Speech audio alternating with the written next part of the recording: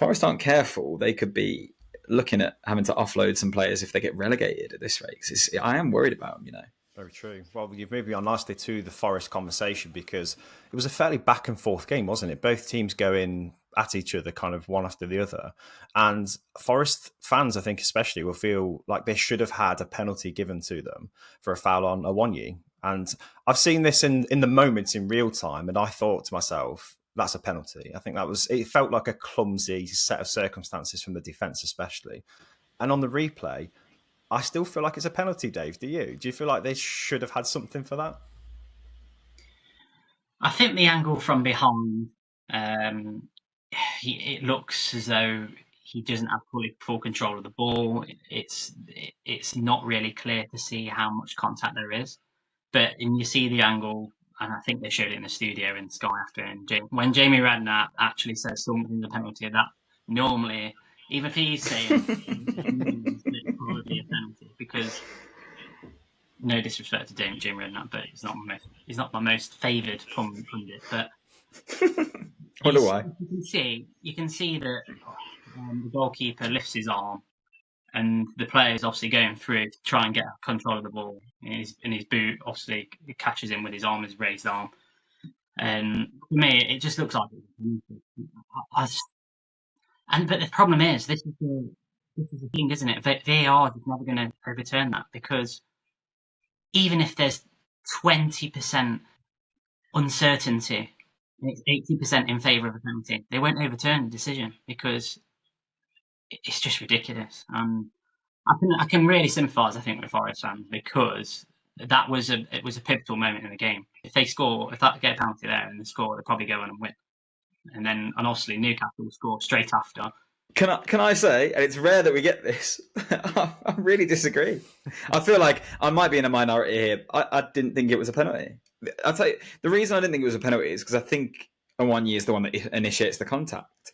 The thing is, how often are you told as a goalkeeper, make yourself as big as possible?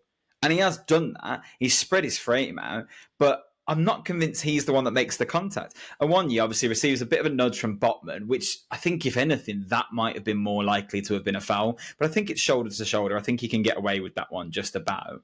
And then Awonyi obviously goes forward and he initiates the contact. He brings his leg through the goalkeeper. So I don't think you could give a foul from the goalkeeper on that, because he's already there. Like, what do you want the goalkeeper to do? Just come out with his arms down? Well, he spread himself big. He's not gone to the player. He's gone towards the ball when the player's initiated contact. I wasn't convinced. I think, don't you think in the combination of the clumsiness from both Botman and the goalkeeper, it was just a little bit all-round contribution to him falling over, rather than one isolated bit of contact or no contact. It was a combination of them both just not really defending that well. True. Well, I don't know, actually. I think maybe it is Botman defending very well because he outmuscles him, and that's not what you expect for Awonyi. Awonyi is a very powerful forward, and realistically, you can't criticise. It's not a joint foul. That's not possible. If Awonyi can't stay on his feet, so he's a bit off balance from that push. But then he initiates. I think, if anything, that's more so the reason that he initiates the contact with Dubravka. I wasn't convinced by it. I think it's hard for the ref because the ref was very far behind the play, because the ball came over the top, didn't it, from the keeper? And the ref was not ready for Awonyi to break that quickly. So he ends up really far behind it and only gets one angle of it. And that angle was the one that Dave's talking about, where it looks like he's quite out of control. So perhaps it would have been more beneficial for him to have a second look at it. But I still think he would have stuck with his original decision. Well, probably not, because as soon as he gets called to the monitor, they normally change their mind. But I wasn't that mad at it. Maybe if I was a Villa, maybe if it was for Villa, then I'd be fuming.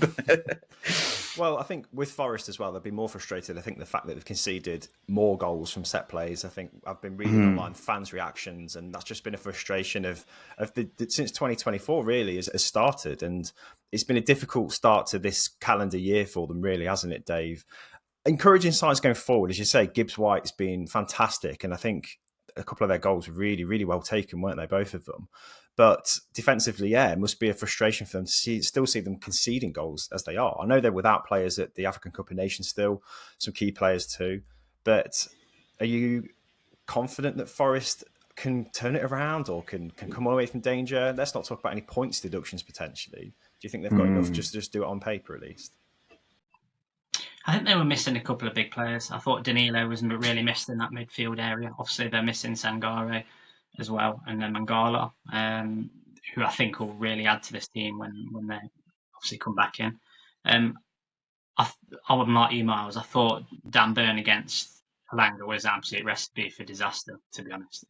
He did prove that in the first half, although I thought Dan Burn actually improved a lot in the second half.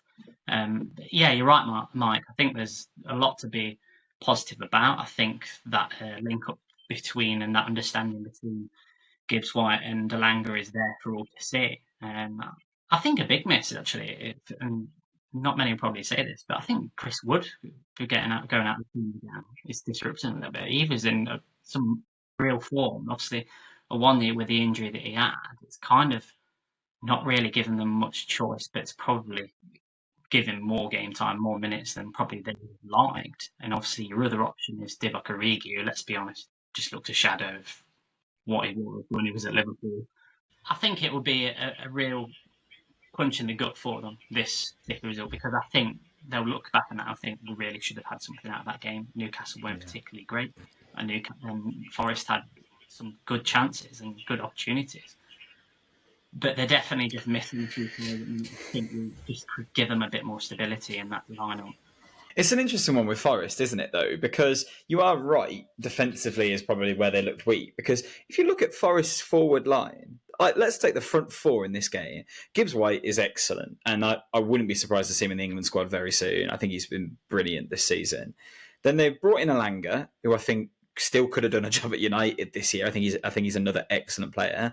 Awonyi is a fantastic young forward who looks like he could just get better and better. And Callum Hudson-Odoi was one of the hottest prospects in Europe for a long time. Plus, they've just brought Gio Reyna in on loan. How many clubs have better forward lines than that right now in the Premier League? I'll tell you one thing, it's not 15, and Forest are 16th and 2 points off the relegation zone. So they need something to click and a bit more organisation, definitely. I think Sangare coming back will be huge. But what if Forest do get a points deduction? They're only 2 points above relegation now. That could be it. Like they needed to get themselves into a better position. Like you look at Everton, obviously they are in the relegation zone, but they had that 10 points and they're still within touching distance. They managed to string enough results together in that period of time that kind of got them at least in the conversation again. If Forest were hit with 10 points now, they're bottom and they look really out of it. It doesn't look like they would have enough to get themselves out. That could be really problematic. Yeah. Do or die for Forest at the minute, isn't it? They need to keep picking up points wherever they can. And I think missed opportunities like trying to get a point even in this game will be gutting for them, especially if that's what cost them at the very end of the season.